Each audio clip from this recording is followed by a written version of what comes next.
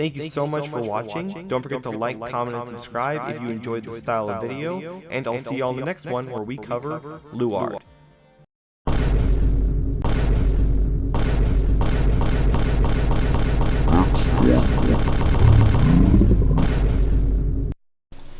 Yeah, sure.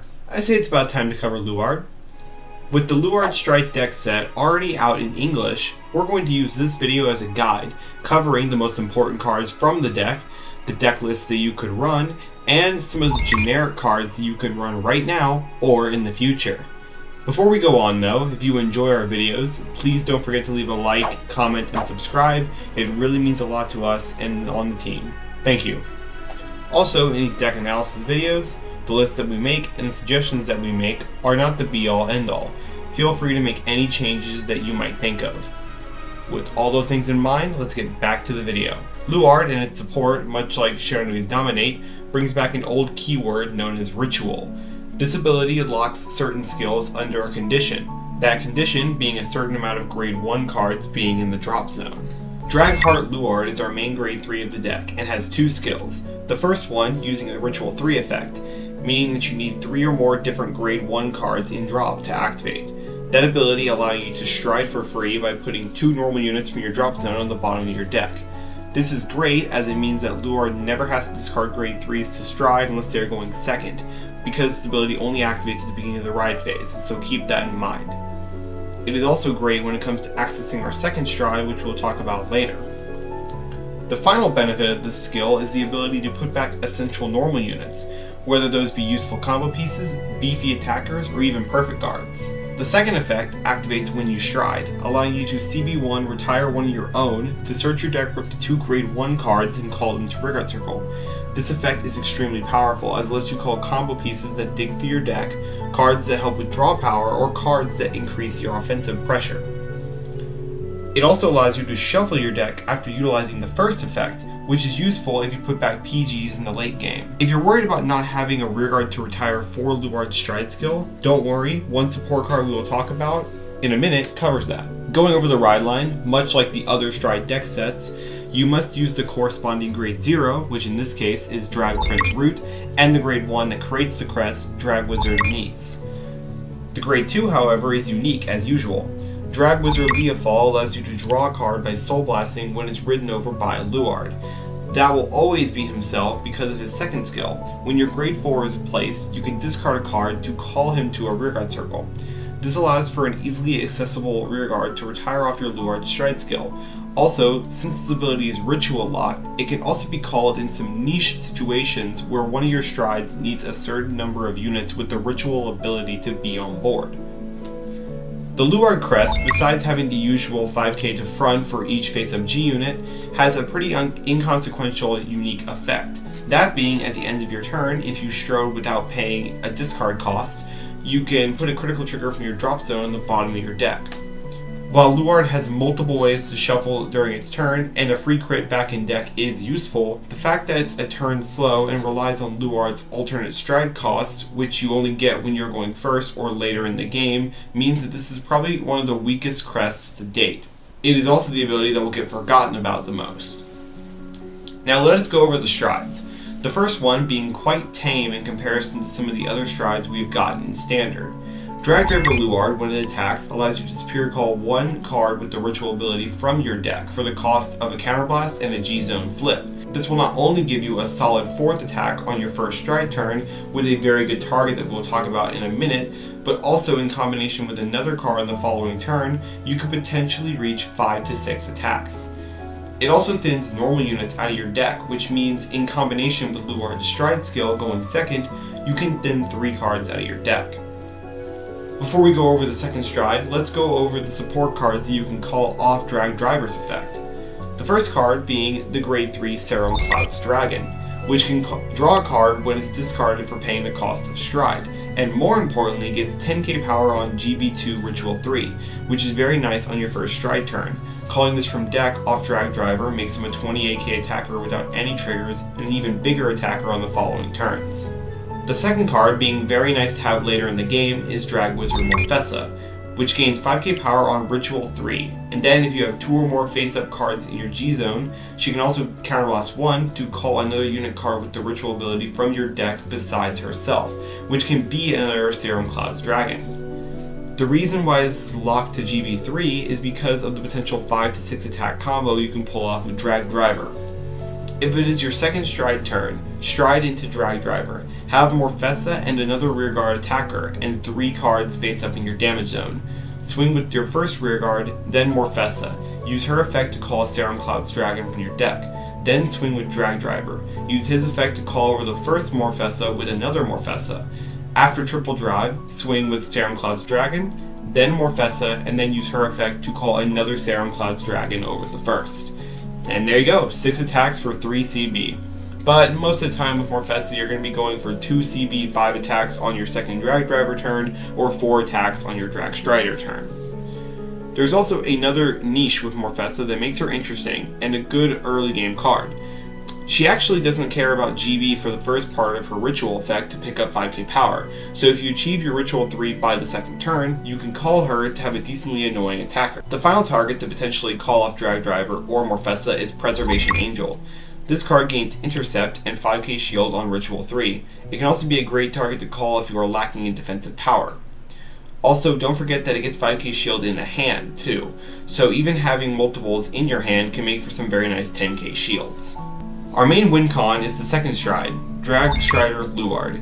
He has Ritual 7 Generation Break 2, which gives him 10k power and +1 crit as long as you have 5 or more units with the Ritual ability when he attacks, and considering that he himself has the Ritual ability, that condition is relatively easy to achieve.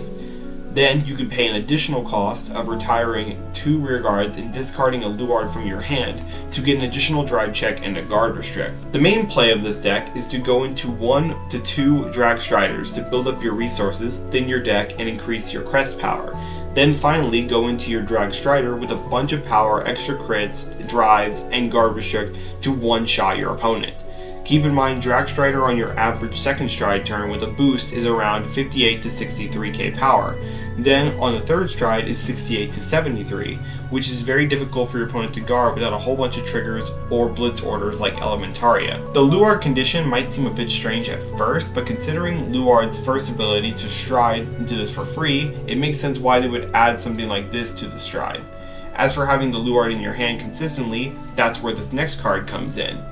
Abyssal Owl has the same first effect as the other Stride Fodder cards from the Stride deck sets, being able to pitch himself to add a Luard from deck or drop to hand. This is extra helpful in this deck as the extra discards early can increase your ritual count for your early game. But he also has an interesting skill in drop as well. During the end phase, you can bind himself and another Abyssal from your drop to countercharge. This helps with guaranteeing your cost for the following turn, as this deck can be pretty CB heavy.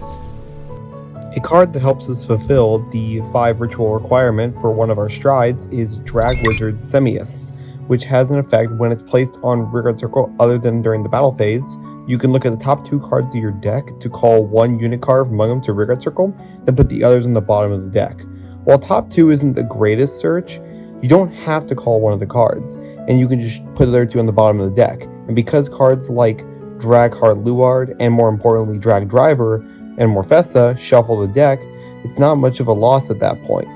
Plus, it has another effect on Ritual 3 to get plus 2k power, meaning it can be a very nice early game card to play along with Morfessa to make a very annoying 25k column. Some other cards you keep in this deck are the Grade 1 Luminosity Wizard, which on Ritual 3 GB1 gets plus 10k power when placed on Rearguard Circle. It can also help refuel your soul, because when it's retired, you can perform an optional soul charge and give your Vanguard 5k power. This can be really great on your Drag Strider turn to help increase the likelihood of Drag Strider's attack being unguardable. The other one is actually the PGs, which we usually don't talk about very much, but for this deck, you want to play the Ezras as your PG. Because she has a Shadow Paladin card, you can play a card like Diorung, who adds cards from your drop to your hand as long as it shares a clan with your Vanguard. Those are the main cards you can consider from the deck set itself. However, there are current generic cards that you can consider for your deck. The first one being Painkiller Angel, which can immediately increase your ritual count by 1, draw cards in the early game, and can be put back into the deck and then called out of Luard's Stride skill.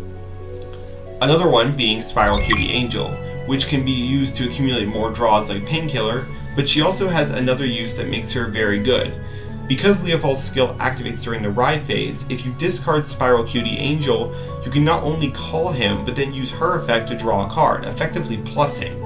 There's the Run, who we already talked about, but there's also another card known as Magic of Cycling Winds, Paris, which can be run as a 2-of. This card acts as a PG against decks that can perform 5 or more attacks, and since most of the best decks can achieve 5 attacks, this can be a very useful call target off Luard's effect. Keep in mind, when playing against Shiranui, it is advisable to call 2. Since Mugen Tenbu retires 1 off its skill, you'll need the second one to actually block one of their attacks, unless they use Mugen Tenbu's skill to try and dominate one of them to attack the other, which in that case, you pretty much accomplished what the card was set out to do, block 1 attack against your Vanguard. Also, against decks like Drajuled, it is best to keep a card like this in the front row, since Drajuled retires the back row before the 5th attack occurs. Of course, Maple is a really great choice because of the ability to call 1 to retire for Luard's skill. But here's the real interesting part. If you have 2 Maples in drop when you Stride, you can activate the first Maple since you do not have a Maple on board. Call her and then use Luard's Stride skill next, retiring the Maple to call 2 rearguards. Then, since the second Maple has not been triggered yet, you can activate her effect. She does not see a Maple on board, so then you can call her, which is a very nice interaction. You could also run more niche cards like Turnabout Magic Turnar for some extra counter charge, or Zolta Sakab for extra CV converted into draws. However, these can dilute your ritual units in deck. Keep that in mind when you're playing these cards. For future support cards, the only one that I can think of is Sedagalm, which is going to see a ton of play in a lot of Keter decks, but especially in Luard because of Luard's pseudo revival. Here is my personal deck list for Luard. Again, this is just the way I like playing the deck. What you'll find especially with Luard is that no 2 Luard decks look exactly the same because of the preferences and how many little tech cards Luard plays. As you can see, I run 4 of the Spiral Cutie Angels and the Magic of Cycling Winds, but there are plenty of lists that do not. For triggers, I play 8 crit, which in my opinion all lists should, and 3 fronts. In my opinion, sometimes you don't have enough solid shield to defend yourself against some of the heaviest hitters in the meta, so I feel as though fronts help you survive longer for your drag stride or kill turns. For this deck, I play 4 vanilla heals, but feel free to try out any amount of the variations you feel like. The one that will probably see the most play are the restand your heals, but keep in mind you'll be weaker against other Luards if you play them. For OT, we play Ito's Faro because of its ability to act as a tutor in the late game for any card we want, since we have such a big drop zone, and for allowing us to have a 9th crit in our deck. Luard is a deck I was not expecting to have as much fun with as I currently do. It's strong, but it also has options and variations with their own ups and downs. It has a very satisfying win condition when pulled off, and only has potential to grow more with the more grade 1 support coming out in the future. If you are looking to take a deck for your upcoming Wish You Had Springfest, and your friend or teammate is already playing Shiranui, why don't you put on your Spotify and blare that? Shadow Wizard Money Gang. We love casting spells. Hey guys, thanks so much for watching. Sorry this video was so late. A couple stuff was happening. I've been a lot busy with some other stuff, but a lot more content's gonna be posted pretty soon. I really like doing the deck analysis videos, and let me know if y'all enjoy them. A lot of team members are going to be joining me too, and fight videos are also going to be coming back in the future. But again, thank you guys so much for watching. I'll see y'all later. Bye.